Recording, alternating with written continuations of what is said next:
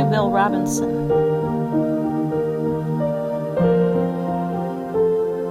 After all that happened to me in my childhood, and all that I tried to do to cope, and after all that I did to try and heal from what happened in my childhood, and after all the teachers and church leaders helped me, and I learned to trust them and look to them, and after that trust was betrayed and the church didn't recognize it as abuse and made me the scapegoat and I ended up married to my abuser, and after all the hell I went through to conceive her and all the ways I tried to prepare and learn so I would not repeat the mistakes of my parents, including the determination to attachment parent my child rather than using Dr. Spock, and the absolute miracle of her birth. Yes, after a prophetic dream came true.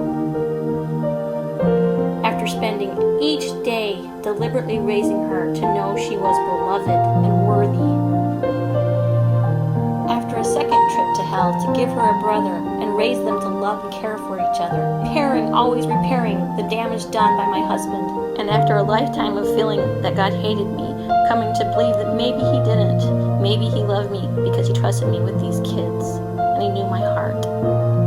After being able to bear no more and leaving my husband to save my children from his abuse and going into the unknown, after having them legally stolen from me, no rights to have him kept from them, again always repairing the damage and giving them the message that I would fight the best I could for them as best I knew how because they were worth it and I loved them. After trying to feed them well, understand them well, educate them well, and care for them well. After trying to heal and become real, believing and sustaining my leaders and not fighting them.